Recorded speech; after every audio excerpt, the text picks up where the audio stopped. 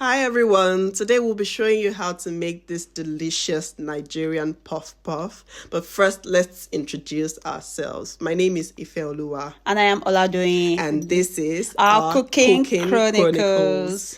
This is our channel, and we'll be sharing easy Nigerian recipes with you. And we hope that you come along on this journey with us and you enjoy every recipe that we'll be creating, going from pastries to homemade meals, but we'll make sure to keep them easy and delicious. Thank you. Let's get right into it. Basic ingredients that we need: plain flour, granulated sugar, of course we have our yeast, we have warm water, milk, baking powder, I know, but just walk with me, okay? Nutmeg, you can use the powdered one, but I like to use the seeds because they are more flavorful. Yeah, some equipment: a bowl, a clean bowl, grater, measuring cups and spoons, and a whisk. Clean hands, of course, because we're gonna mix. So let's go. First, we're going to measure our flour, and an easy way to ensure that you're measuring your flour correctly is, so we have 1 cup. We're going to be using 3 cups for this recipe. Is to scoop the flour into your cup. Scoop. You can use a bigger spoon. This is just me being me. So this way you're just making sure that you're not packing the flour and there's enough air in the flour, so you're not over measuring, right? So we're going to do this, and you're going to level your cup. Sorry, bit of a mess there. Yeah, going to make sure that it's leveled, and yeah, 1 cup. So do this 3 times. 3rd cup, leveled out, and 3. There we have it. So next is our sugar. Then for the sugar, we're using 1/2 cup. Always make sure that it's leveled out, right? 1/2 cup of sugar. And yeast. What I need ideally is, for this recipe, is a tablespoon of dry or instant yeast. To be honest, it doesn't really matter which you use for it. This is almost, so I'm gonna add a bit more.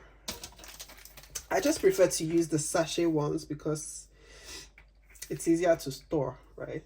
But if you buy the ones in the cans, you can store them in your fridge so that they stay fresh. So 1 tablespoon of yeast goes in there. The next thing is 1/4 teaspoon of something that I just found works well in puff puff: baking powder. I know. This just helps us to have a really nice round shape to it. Leveled it out, of course, and it goes in. Has a really nice round shape to it, and it gives it a crunch, a really nice crunch. 1/2 teaspoon of salt. There we go. And we're going to grate in equivalent of a teaspoon or 1/2 teaspoon of nutmeg. We're going to grate that in. So I'm just grating. Ife does not want to grate. She's giving me this job to do. It's not nice. Cooking Chronicles. So I just prefer to stay behind the camera and coordinate things. All the dry ingredients are together. I'm just going to mix together. So mix all the dry ingredients together. So in here, don't forget, we have flour, sugar, baking powder, yeast, salt, and nutmeg. Next, we're going with 1 cup of warm water and 1/2 cup of warm milk. And again, we mix. You can do this with your hands. I could do this with my hands if I wanted to. Yeah.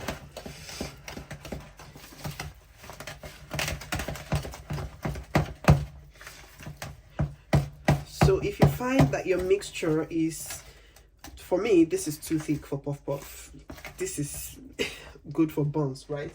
So if you find that your your batter is a bit too thick, you can, what I do is I go in with little drops of water, right? So that's about a tablespoon and a half. With that, I'm going to have the perfect texture. Yeah. We're here.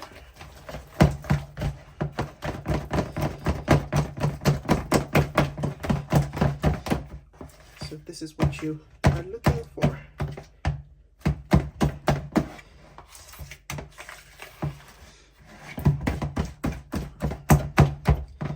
Okay, so we have what we're looking for. So I'm going to cover our mix batter, our puff puff batter, with a cling film and put it in a warm oven. What I did was I preheated the oven for like 5 minutes, 180 degrees. I'm going to turn off the oven. So we're going to keep a tab on the timing, cover with a towel now, and then we'll put in the oven for about 20 minutes and we'll be back to fry. 25 minutes later, and we have our risen puff puff. You are sure that it has risen enough when you do this, and see, can you see the lines just following you?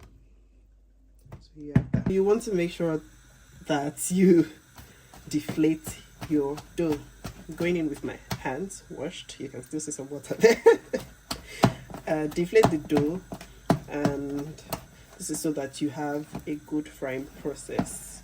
I find that usually if the batter is not deflated before I fry, it just doesn't give me a very round shape. And so the two ways, the first one, which I used to do before, but this one takes a lot of time. So you want to use your 4 fingers to kind of get some batter, and then this one to pinch it together against the bowl.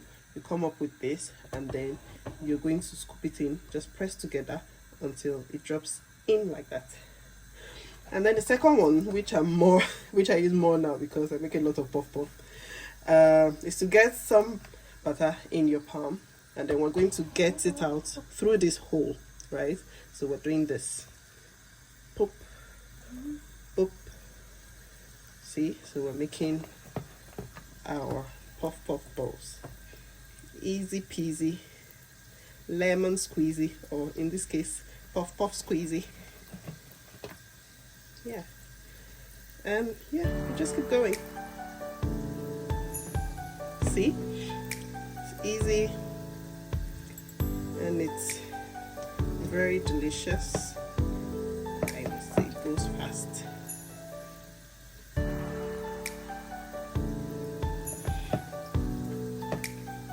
I'm not going to want to overcrowd the pan, so just add one last one there.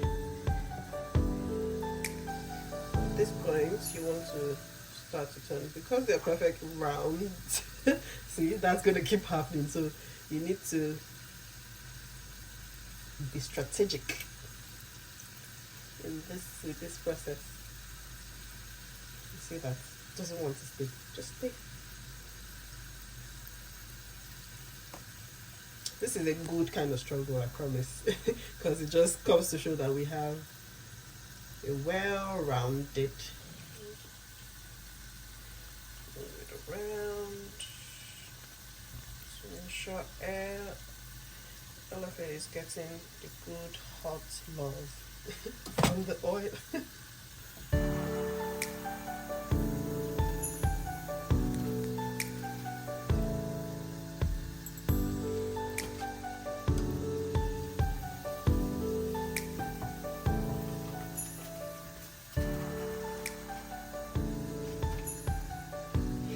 This makes about, on the average, 30 balls of puff puff.